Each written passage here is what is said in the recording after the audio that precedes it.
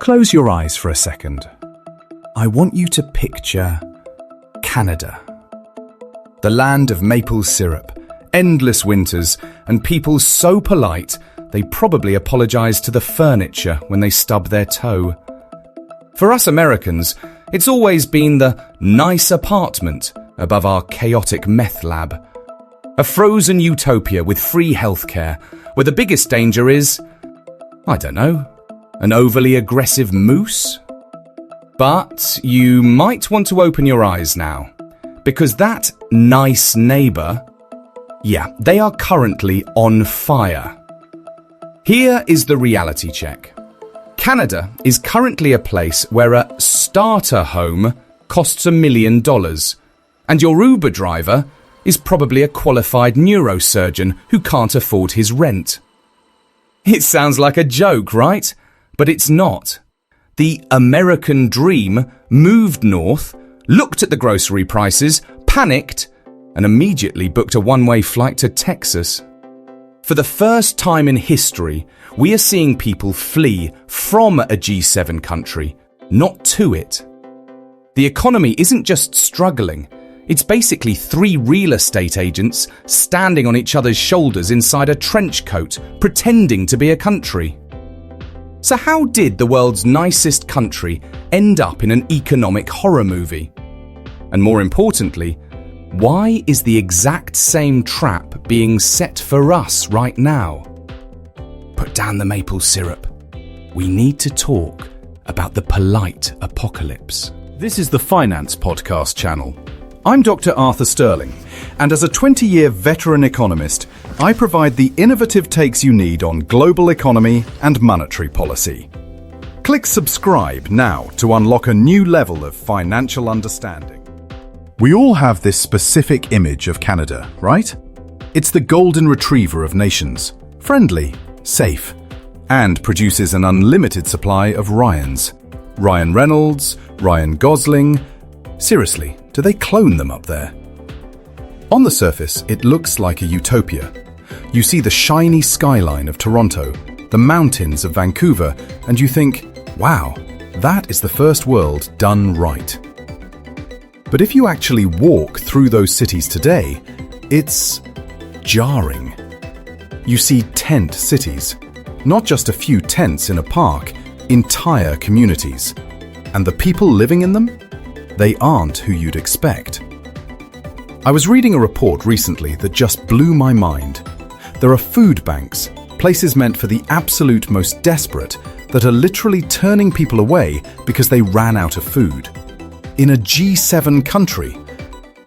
And the craziest part? The people standing in those lines, some of them have full-time jobs. You have engineers sharing damp basement apartments with 3 strangers just to survive. You have foreign-trained doctors driving Uber Eats because their credentials are stuck in red tape for 5 years. Imagine having a heart attack in the back of a Toyota Camry and the driver saves your life, then charges you a delivery fee. It sounds like a skit, but for thousands of people, it's just Tuesday. So, here is the lesson, the scary part. This isn't a recession. A recession is like a bad flu. You get sick, you rest, you recover. This is chronic organ failure. The Canadian economy isn't generating wealth anymore. It's not innovating. It's structural. But wait, if the people are broke and the industry is dying, how is the GDP still high? How does the country still look rich on paper? Well, it turns out the entire country basically decided to stop working and just start selling the same houses back and forth to each other at higher and higher prices. Let me introduce you to the world's most polite Ponzi scheme. When you think of the American economy, what pops into your head? Probably Apple, right? Or Tesla? Maybe just a bunch of guys in fleece vests yelling on Wall Street. We make stuff, we invent things, we export culture. Now look at Canada. What is their biggest industry? Is it oil? Lumber? High-tech maple syrup extraction?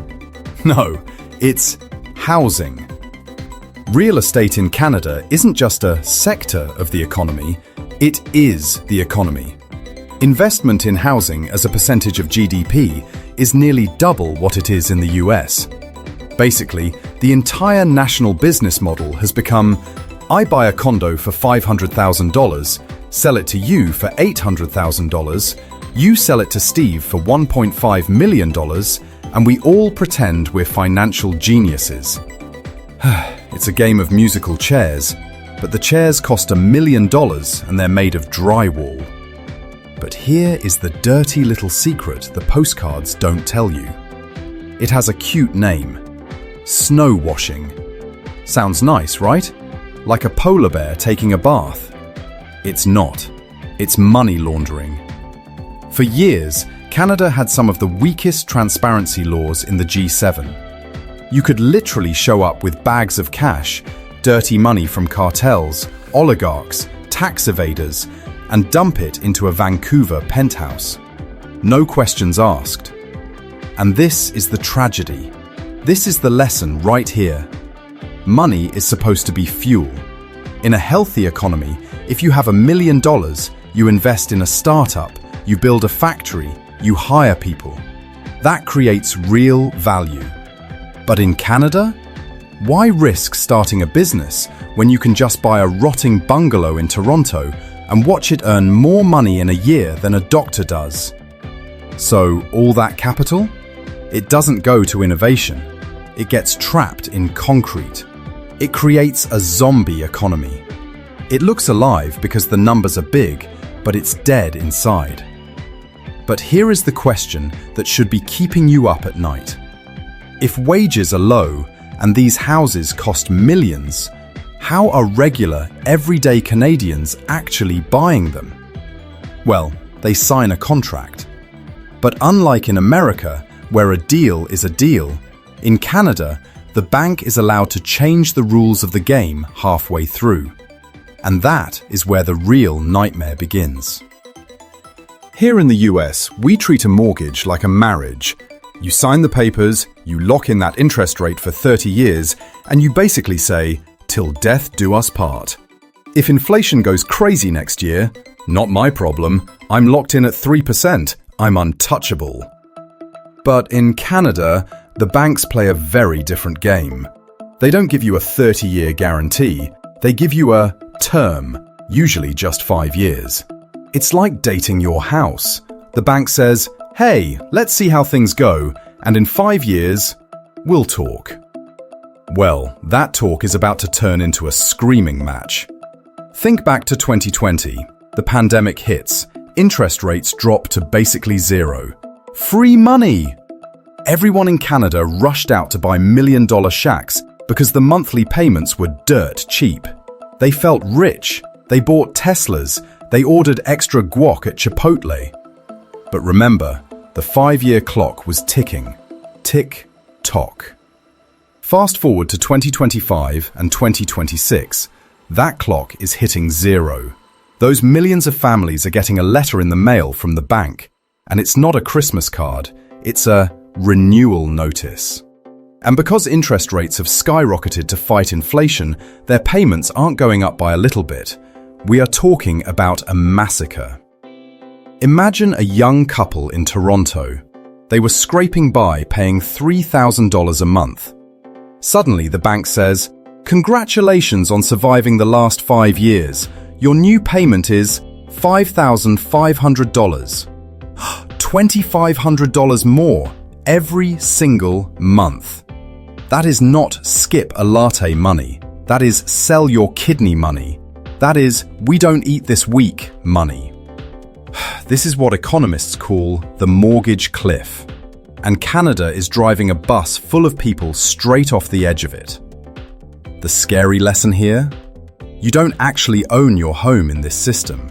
You're just renting it from the bank, and the bank is a landlord who can double your rent whenever the contract expires. Now, you might be thinking, okay, so they have no money left for housing, but at least the other basic stuff like food and internet is cheap, right? Oh, you sweet summer child.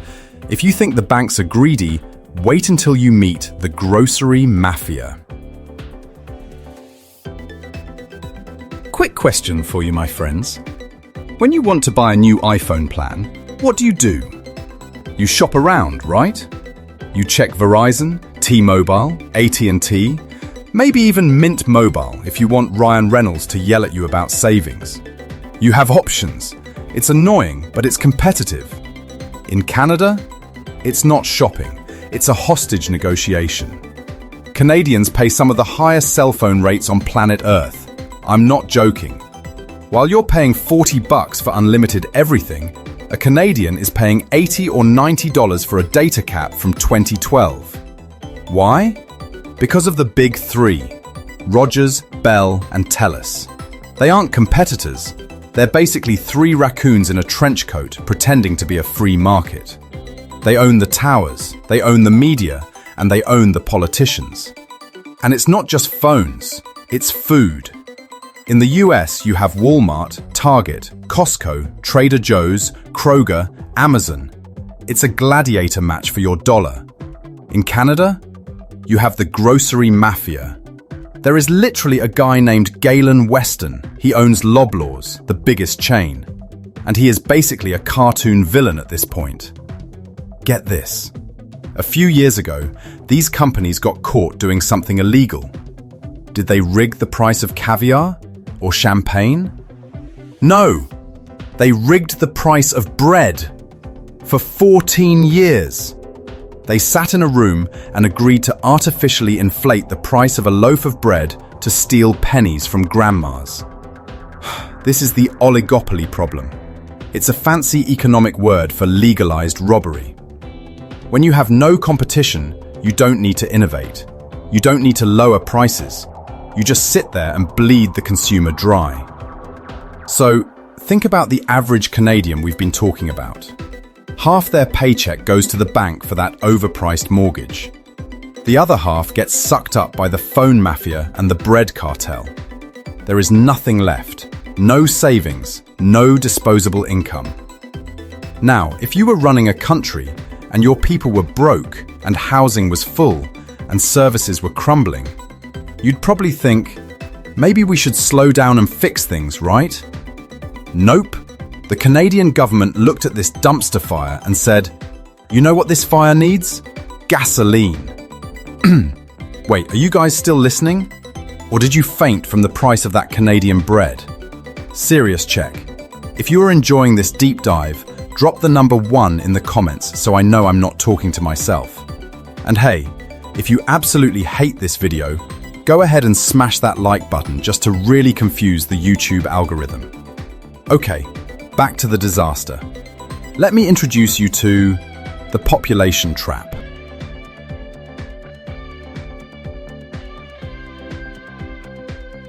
So, imagine you are the Prime Minister. The economy is slowing down. People are grumpy because milk costs $10. What do? Fix the structural issues? Break up the monopolies? No, you throw a massive party and you invite everyone, literally everyone. In 2023 alone, Canada's population grew by 1.2 million people. Let me put that in perspective for you. That is like adding the entire state of Montana, or a brand new San Diego, inside of 12 months. But here's the kicker. They added the people, but they forgot to add the houses, or the roads, or the hospitals. Genius plan, right? Now, you might be thinking, wow, 1.2 million. That must be a lot of doctors and quantum physicists coming to save the day. I wish. A huge chunk of that number comes from something called international students. But they aren't going to the University of Toronto or McGill. I'm talking about colleges. Located on the second floor of a random strip mall, right next to a vape shop and a Pizza Hut. Ah yes, the prestigious Royal Academy of Business Management and Sandwiches. It's a scam. These diploma mills are printing visas, not degrees. They bring in thousands of desperate young people from India and around the world, charge them a fortune, and promise them the Canadian dream. But the reality? These kids end up working 60 hours a week at Tim Hortons or delivering Amazon packages, living 5 people to a bedroom. It's not education, it's a cheap labor racket. And this creates the trap, the population trap. Think about it. If labor is dirt cheap because you have 1 million desperate people willing to work for minimum wage, why would a business ever invest in technology? Why buy $1 million robot arm or upgrade your software when you can just hire 5 guys for peanuts? So while the US is investing in AI and automation and skyrocketing productivity, Canada is investing in cheap labor. They are going backward. The economic pie is getting bigger, sure, because there are more people. But the slice for every single person, it's getting smaller and smaller and smaller. And you know what happens when the slice gets too small for the smartest, most ambitious people in the room? They don't just sit there and starve, they pack their bags. Imagine for a second you are a 22-year-old genius. You just graduated from the University of Waterloo, basically the MIT of the North. You are brilliant, you are hungry, and you want to build the future. You get a job offer in Toronto. Amazing, right? Then you do the math. The salary is 80,000 Canadian dollars. After taxes, that's like $45. I'm exaggerating, but barely. Then you look at rent. A shoebox in the sky costs $3,000 a month. You realize you'll be sharing a bathroom until you're 40. And then your phone rings. It's Uncle Sam. Specifically, a recruiter from Austin, Texas. They offer you $150,000 US. Taxes? Barely exist. Rent? Half the price. The weather? You don't need a parka in July. It's not a hard choice. It's an IQ test, and the smart people are passing it by packing their bags. This is the brain drain, and it is bleeding Canada dry. It is a tragic irony. Canada is aggressively importing millions of unskilled workers to work at Tim Hortons and drive for Uber, while simultaneously exporting its doctors, engineers, and scientists to the United States. Think about that trade deal for a second.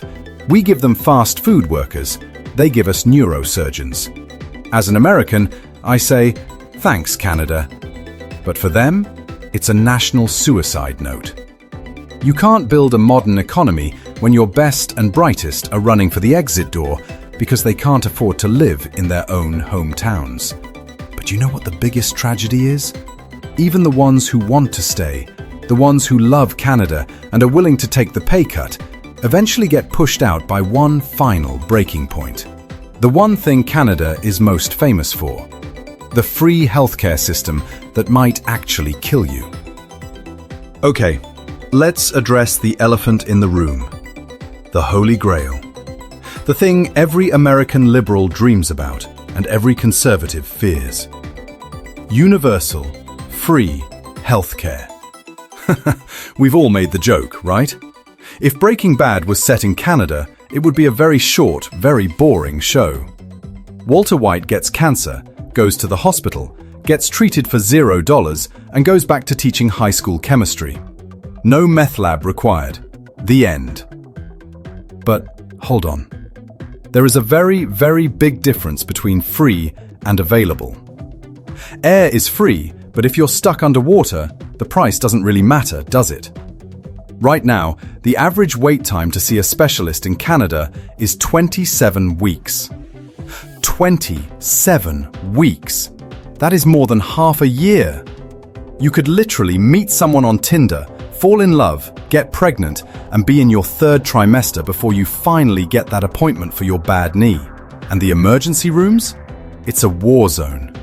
We are seeing headlines of people, tragically, dying in waiting room chairs after sitting there for 12, 16 hours.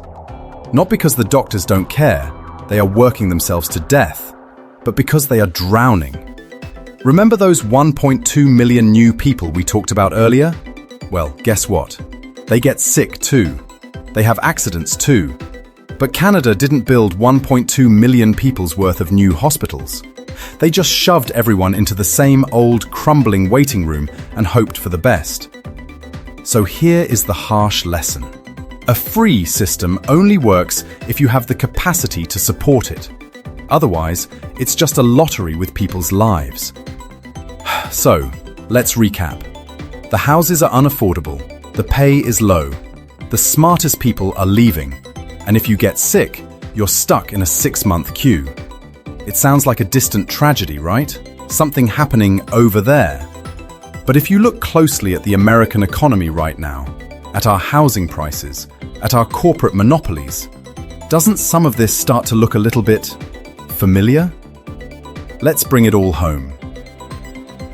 So, why did I just spend the last 20 minutes roasting our nice, polite neighbours to the north? Is it because I'm jealous of their poutine? Maybe a little, but mostly, it's because I'm scared. Canada isn't just a country right now. It is a warning. It is a massive, neon-flashing billboard for the rest of the Western world. It shows us exactly what happens when a society stops making things and starts just betting on things. We think we are immune down here in the US, right? We have the dollar. We have the military. We have Buc-ee's. Nothing can hurt us. But look in the mirror. Look closely. When you see BlackRock buying up entire neighborhoods in Atlanta or Phoenix, that is the Canadian disease starting to spread. When you see our grocery stores merging until there are only 2 options left, that is the Canadian oligopoly knocking on the door. Canada is the canary in the coal mine, and that canary just passed out. The lesson here is simple, but it is brutal. You cannot build a future on rising rent. You cannot build a superpower on real estate speculation. An economy has to be about people. It has to be about families being able to afford a life, not just servicing a debt. Can Canada fix it? Absolutely.